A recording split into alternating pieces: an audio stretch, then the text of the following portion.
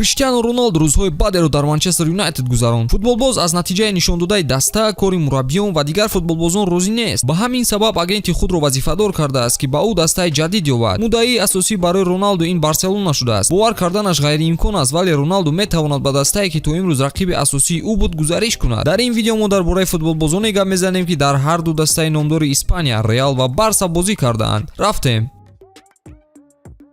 Сарпарасти навори мазкур ширкати 1x ба шумор меравад. Дар 1x регистратсияи осон пур кардани маблағ аз тамоми гӯшаи канори дунё, вале аз ҳама муҳим бонус то $100 дар аввалин пардохт бо промокоди TOUCHFOOD. Силкаи зарурӣ дар комментария. Ба ҳама муваффақият. Эл Классико ҳамеша дунёро ба ду қисм тақсим мекард. Ба Михаил Лаундроиданягӣ муяссар шудааст, ки солҳои 1994-1995 ду маротиба дар Эл Классико бо ҳисоби 5-0 ғолиб шавад. Аҷибаш ин, ки як бору дар ҳайати Барселона буду, дуюм бор бошад дар Реал Мадрид. Ба Луис Энрике, сармураббии ҳозираи мунтахаби Испания, шанс буд, ки бо футболкаи ҳар ду тими ба ҳам душман бозӣ кунад. Ӯ дар ҳар ду даста бозингари хуби нимҳимоя ва калидии ҳайати асосӣ ба шумор мерафт. Кори худро Энрике аз Реал оғоз карда буд. Соли 1996 дастаи шоҳона мушкилоти молиявӣ дошт ва аз футболбозон талаб кард, ки бо маоши камтар бозӣ кунанд. Ба Энрике чунин шароит писанд наомад ва остак чамадонашро ҷамъ карда ба Барселона рафт. А чё, так можно было, что ли? ин ҳолат оромона рух дод, вале мухлисони Реал ӯро бад диданд. Дар Барса кори ӯ бештар омад карду онҷо 8 сол ҳунарнамоӣ карда капитани даста ҳам шуд. Баъди анҷоми корномааш ҳам Энрике қадамҳои нахустинро ҳамчун мураббӣ дар Барса оғоз кардааст. Самуэл Этоо, легендаи камерунӣ, аз айёми ҷавониаш дар Реал ҳунарнамоиро шурӯъ кард. Ҳунари зебояш сабаб шуд, ки дар синни 16-солагӣ дастаи шоҳона ба ӯ шартнома пешниҳод кунад. Ҳамагон мехостанд рақобати ӯро бо Раул барои ҳайати асосӣ ва пачкаи голҳои ба самар расонида бинанд, вале ҳамааш баръакс шуд. Дар 3 соли ҳунарнамои Этоо танҳо 3 бозӣ гузаронду ягон гол ба самар нарасонд. ӯ ҳам либосҳояшро ҷамъ карду ба Малёрка рафт, ҷое ки ҳунари худро ба хубӣ нишон дода тавонист. Машинаи голзану техникаи олӣ дошта дарҳол ба радари Барселона афтид. Аслан Барса бо дидани голҳои зебояш ба дарвозаи Реал ин футболбозро харидорӣ намуд. Ӯ қариб дар ҳар вохӯрӣ ба дастаи шоҳона гол мезад. Дар Барселона Самуэл ягон мушкилӣ надошт. Баъди гузаришаш дарҳол дар сатҳи баланд бозӣ нишон медод ва роҳбарияти дастаро хушҳол кард. 108 гол дар 144 бозӣ.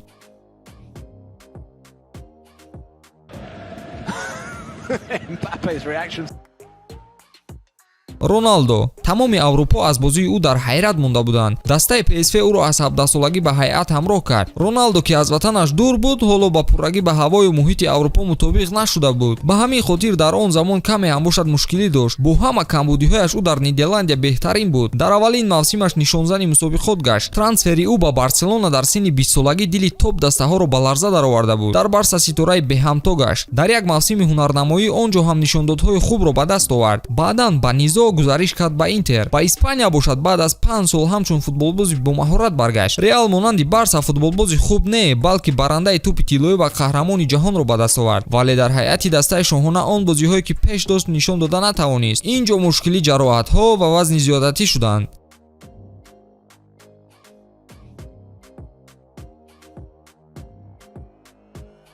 Альфредо Ди Стефано, легендаи Реалро аз Аргентина ба Аврупо маҳз дастаи Барселона оварда буд. ӯ ҳатто дар ҳайати Барса якчанд бозии дӯстона гузаронидааст. Пеш аз оне ки бо дастаи каталонӣ шартнома банданд, Альфредоро Реал Мадрид гуфтаи мардак дуздид. ин кор то ҷое ба ҷангу ҷанҷол табдил ёфт, ки маҷбур шуданд бо суд ҳал кунанд. Суд чунин қарор бароварда буд, ки Ди Стефано бояд 2 мавсимӣ дар ҳайати ҳар ду даста бозӣ кунад. Аз бозии ӯ оби даҳони Реал мерехт ва шартномаашро аз Барса ба пуррагӣ харидорӣ кард. ин кор мухлисони Барсаро беҳад ғазабӣ кард ва фишор меоварданд. Президенти он вақтаи Барса маҷбур шуд, ки ба истеъфо равад. Альфредо бошад номи худро бо ҳарфҳои заррин дар таърихи Реал навишт.